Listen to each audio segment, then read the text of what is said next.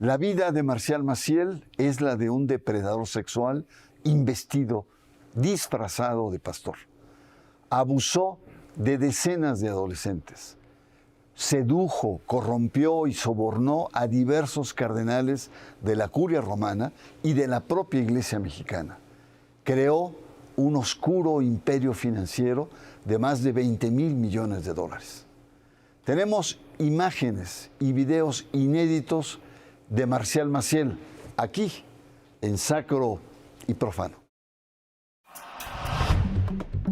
Marcial Maciel Degollado nace en Cotija, Michoacán, el 10 de marzo de 1920. Sacerdote, fundador de la Congregación Católica La Legión de Cristo y de su asociación seglar Regnum Christi. Fue el cuarto de los 11 hijos de Francisco Maciel y Maura Degollado Guízar, hermana del general cristero Jesús Degollado Guízar. Proveniente de una familia muy católica, tuvo 3 tíos que fueron obispos. Acusado formalmente en diferentes momentos de cometer abusos sexuales a adolescentes de la congregación y estudiantes legionarios. A partir de 1997, exlegionarios le acusan de abusos y de consumo de drogas. Entre propiedades, inversiones en paraísos fiscales, colegios y universidades, los legionarios de Cristo amasaron una respetable fortuna internacional. En 2006, como resultado de un proceso canónico, la Santa Sede le invita por su estado de salud a un retiro del ministerio sacerdotal y llevar una vida de oración y penitencia. En 2009 surgen noticias de que Marcial Maciel era padre de una joven española y de jóvenes mexicanos a quien supuestamente también agredió sexualmente. A través de un comunicado en 2019, la Legión de Cristo reconoció las acusaciones de abuso sexual de al menos 60 menores por parte de su fundador. Maciel muere el 30 de enero de 2008 en Jacksonville, Florida, Estados Unidos, a la edad de 87 años.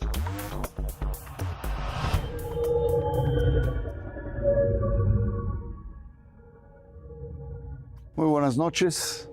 Hoy tenemos un programa especial. Veremos imágenes inéditas, nunca vistas, sobre Marcial Maciel. Un hallazgo de más de 20 videos inéditos por parte del destacado periodista Emiliano Ruiz Parra, a quien agradezco su presencia y confianza en este espacio. Emiliano, has dicho en otros espacios que tuviste la suerte del periodista. Estabas en búsqueda de otro video y encontraste esta mina que nos muestra a un personaje siniestro en la vida de la iglesia. Cuéntanos, ¿cómo descubriste estos videos? Con mucho gusto, Bernardo, te agradezco la invitación a conversar en tu programa.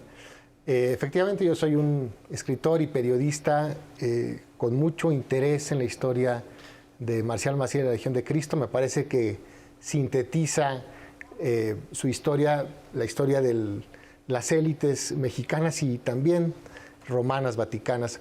Y yo sabía que había un documental que Maciel había hecho en los tempranos 50 sobre la Legión de Cristo. Me interesó mucho y empecé pues a... ¿Qué Barba te lo Me indujo? lo platicó. Sí, José Barba, uno de los primeros denunciantes de Maciel, me dijo, oye, pues está esto, existe, ¿no? Entonces lo empecé a buscar y nunca lo encontré. Sé que existe, que anda por ahí, pero di con esta otra mina de oro, como tú la dices, mina de oro en términos informativos, en términos históricos. Es un gran documento. Es una serie de televisión en donde Marcial Maciel es el protagonista, es la estrella, y se cuenta su historia como si fuera un santo, como él siempre quiso que se contara. Esta serie se grabó a principios del siglo XXI, entre 2000 y 2003, incluso hay algunas tomas hechas en 2004, y lo que hacen es contar la historia de la Legión de Cristo y la historia de Marcial Maciel en clave hagiográfica, como si fuera la vida de un santo. Son, efectivamente, los que yo tengo son 19 videos, la mayoría están entre los 17 y los 27 minutos, hay algunos otros más breves. Casi siempre Maciel está presente, hay una voz en off contando la historia y quien aparece como productor ejecutivo y quien es el narrador de la mayoría es el padre Evaristo Sada, que es uno de los hombres, digamos, que fueron más cercanos a El Maciel. financiero de los legionarios. Sí, un hombre que estuvo, digamos, en la entraña financiera de la Legión de Cristo. Y bueno, a mí me parece un documento muy interesante, muy importante. ¿Pero qué sentiste cuando viste al Marcial Maciel versión legionaria, ¿no? Yo imagino que debe haber sido una respuesta frente a los ataques cada vez más duros. No ataques, evidencias que emergían de esta vida depravada que tenía Marcial Maciel, y era una respuesta, ¿no? Efectivamente, a mí me parece que esto es lo clave y por qué creo que es importante que lo platiquemos y lo demos a conocer en tu programa, porque creo que es parte del mecanismo de encubrimiento de la Legión de Cristo. Recordemos que José Barba y los 8 fantásticos, los denunciantes, denuncian en 1997. Efectivamente, estas escenas, esta serie, se graban años después, es decir, hay la intención de darle una respuesta a las víctimas descalificándolas, diciéndoles lo que tú dices no es verdad, ¿no? La verdad es esta historia idílica de un Maciel santificado. Que decían, por sus frutos los conoceréis, ¿no? Entonces no es posible que sea un perverso cuando ha hecho tantas obras, escuelas, universidades, apoyos, fundaciones, ¿no? No puede ser, ¿no? Que era un poco el run que había entre las élites mexicanas e internacionales, ¿no?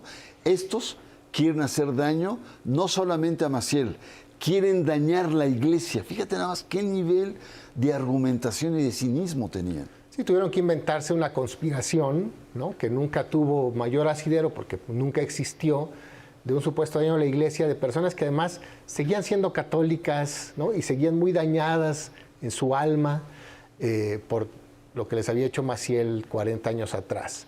Entonces, efectivamente, es muy interesante ver cómo se ponen en juego un montón de recursos para construir a Maciel como un rockstar de la televisión, y la serie quedó enlatada. Al final se decidieron a no transmitirla. Eran tal las evidencias que era imposible que saliera. Bueno, vamos a nuestro siguiente bloque, vamos a ver ya los fragmentos que están en posesión de nuestro invitado. Y lo interesante es que estas escenas que vamos a ver son escenas que por primera vez en la televisión mexicana van a estar presentes. Vamos a una pausa, regresamos y usted está en Sacro y Profano.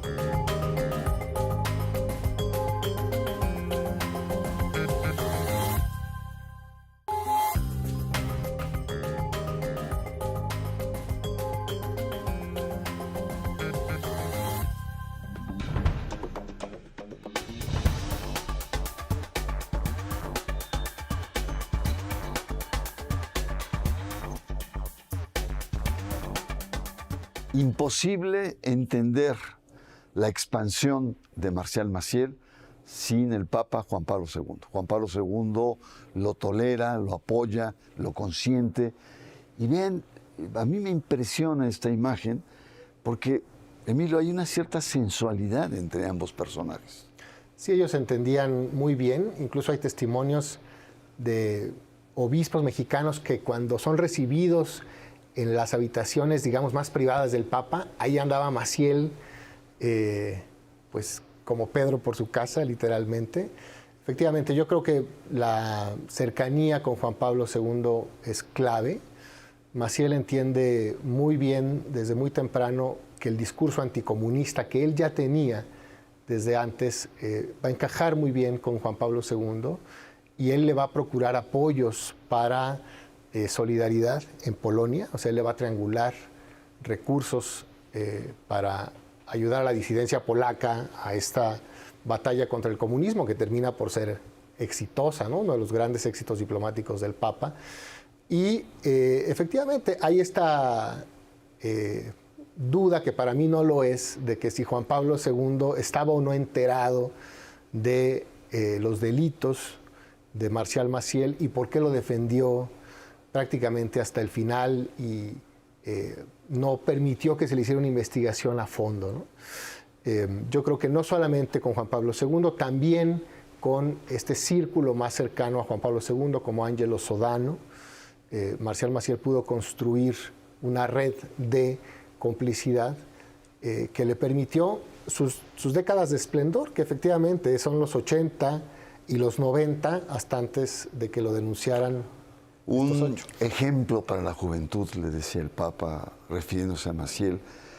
Y hay toda una serie de historias ocultas, porque hay mucha seducción, hay sexualidad, hay sobornos. Si la presencia de Maciel daba una misa a algún alto cardenal y eran sobres de $50,000. Esto está escrito por los propios legionarios. Pero ¿qué te parece si vemos otra faceta de Maciel? Y el Maciel, el que se le rinde culto, y además él se siente soberbio, se siente fuerte. Entonces vamos a ver esta escena en donde Maciel entra y cómo es aclamado por los miembros de la Legión de Cristo.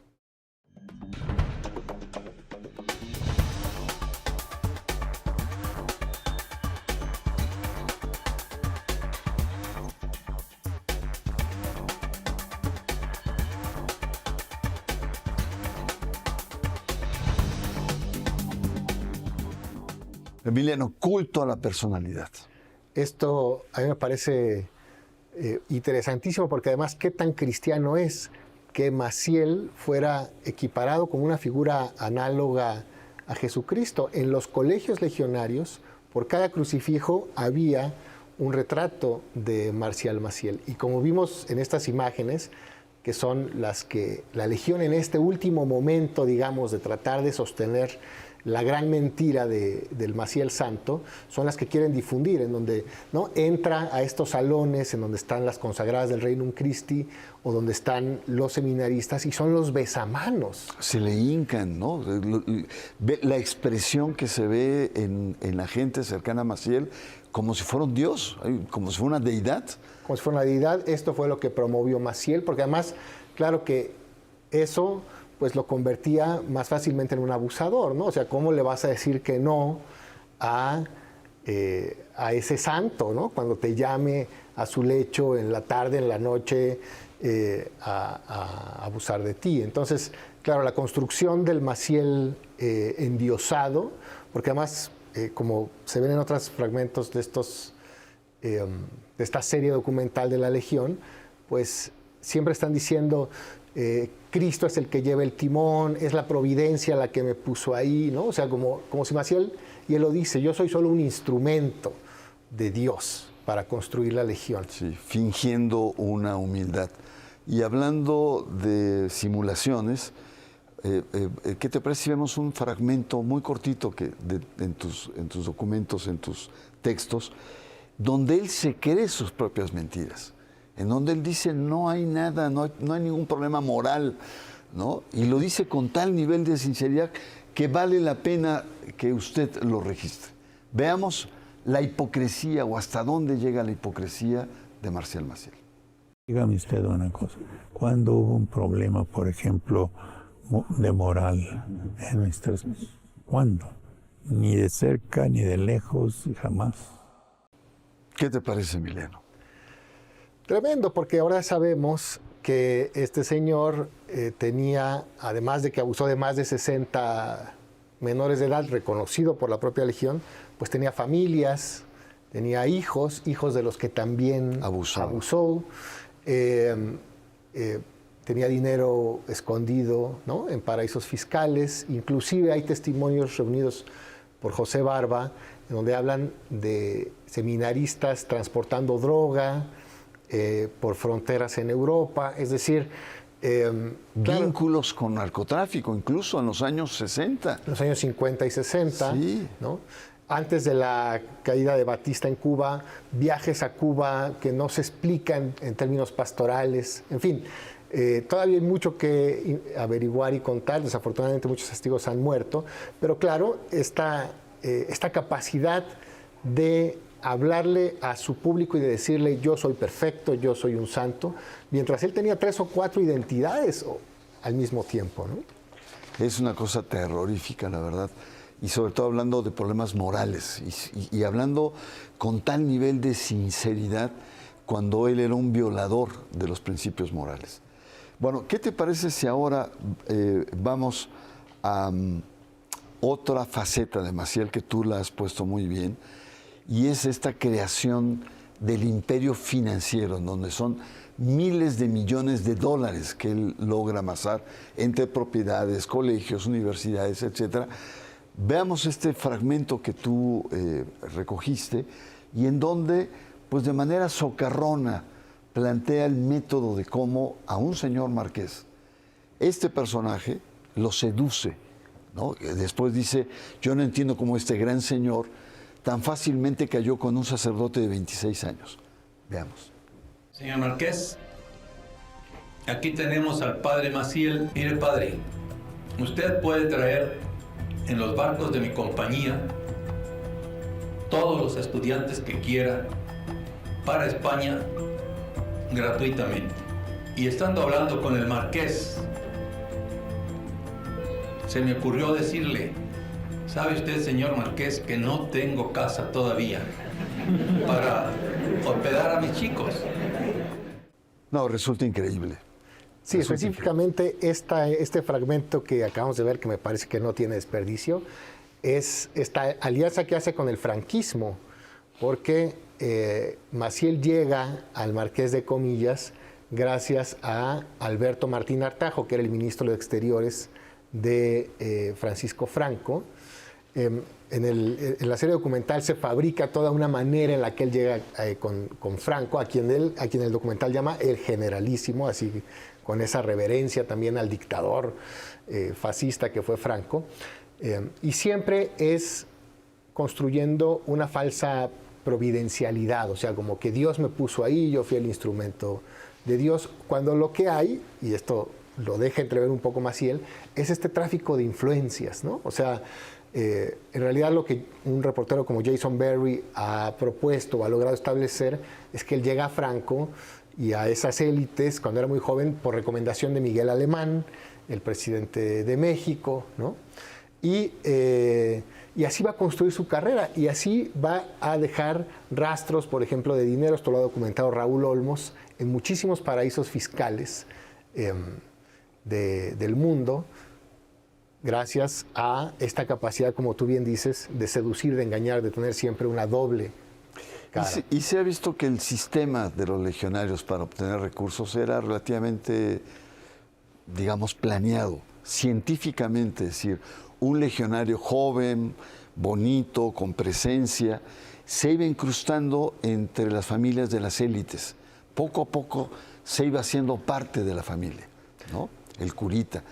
Y eso, desde adentro es donde ellos entran con el tema de los donativos, el gran traspaso de financiamiento, además de los negocios oscuros, de los paraísos fiscales. Y otro aspecto también es el manejo de los medios de comunicación. Los legionarios logran entrar en los comités, ¿no? de las diferentes empresas de radio, de televisión, y así aseguraban una presencia, digamos, noble de un personaje y de una institución siniestra, porque no se le puede llamar de otra manera, que aún sigue. Pero bueno, ahí estamos, entonces estamos conversando sobre pues estas imágenes que nos evocan a un personaje que no debemos olvidar. Han pasado ya muchos años y fácilmente olvidamos. Y lo que no debemos olvidar es esta imagen oscura de un sector de la iglesia, no de toda, de un sector de la iglesia. Por ello es importante no dejar a Marcial Maciel en el olvido y mucho que exigirle a la Legión de Cristo, que muchas de estas prácticas las sigue utilizando. Vamos a una pausa y seguimos con estas imágenes inéditas que nos trae acá nuestro amigo Emiliano Ruiz. Regresamos en un momento.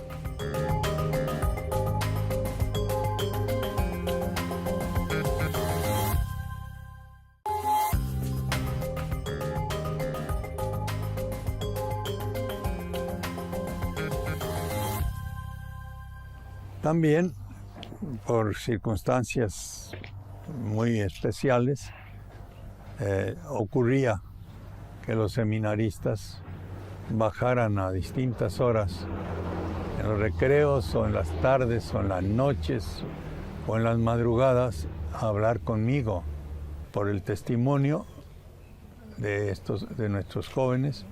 Nacían muchas vocaciones. Qué manera de justificar estos encuentros a extrañas horas con los seminaristas, ¿no? Podría ser en la noche, ¿no? A medianoche, en la madrugada. Todo era con el fin de promover las vocaciones. Qué nivel de cinismo de este señor, la verdad, ¿no? Sí, y rompiendo las reglas de la propia legión, en donde había que acostarse, ¿no?, a determinada hora y ya de ahí se apagaban luces, efectivamente. Y me parece que es muy interesante porque no solamente este es un documento histórico con mucho valor, por cierto, importante que vayamos sobre documentos históricos, porque los legionarios han dicho que no van a abrir nada. Están apostando por el olvido. En 50 ¿no? años, entonces sí hay que ir, pero también es algo muy presente, muy contemporáneo. En Chile, por ejemplo, hay víctimas de sacerdotes legionarios que fueron violentadas en 2009, 2010, ¿no? Entonces, y que están en este momento haciendo una denuncia pública, haciendo una denuncia civil. Entonces, no es, digamos, esto un asunto que haya pasado hace 50, 70 años. Las víctimas tienen ahora 30, 35 años, las más recientes conocidas, no sabemos otras más actuales. Entonces, esto no es solo un tema histórico, ¿no? Estos materiales de gran valor, que hemos visto aquí, también se usaron para adoctrinar a las consagradas y a los sacerdotes legionarios en las casas, en los seminarios. Entonces tuvieron, digamos, una difusión interna importante, y sí se publicó con todas estas versiones un libro que también ya quieren enterrar, que se llama Fundación Historia y Actualidad. Pero entonces hay mucho todavía por reconstruir de esa doble historia, la que nos han querido vender y la real. Finalmente, para cerrar este primer capítulo, Emiliano, ya de periodista a periodista, ¿cómo conseguiste estos materiales? Bueno, es que hay personas que se sienten muy lastimadas con lo que pasó, ¿no? Con lo que pasó, que posiblemente no fueron quizá abusadas sexualmente, pero sí fueron abusadas psicológicamente, ¿no? Y económicamente a sus familias les extrajeron todos sus recursos. Entonces es gente que quiere que se haga justicia, que quiere que se sepa la verdad, y que en algún momento tuvieron acceso a esta información, a estos documentales, y que pues me han pedido que como periodista, y también por eso yo te lo he pedido a ti, ¿no?, que ayudemos a que se sepan las cosas, que se ventilen, se transparenten. No hay como la verdad, en este caso. Pues llegamos al final de este primer capítulo. Agradezco la disposición, la confianza de Emiliano Ruiz, pero esto no se acaba. Aquí tendremos segunda y quizá tercera parte de estos videos inéditos sobre uno de los personajes más siniestros y que seguramente existen actualmente en la Iglesia Católica. Hasta la próxima semana. Soy Bernardo Barranco y le espero en Sacro y Profano.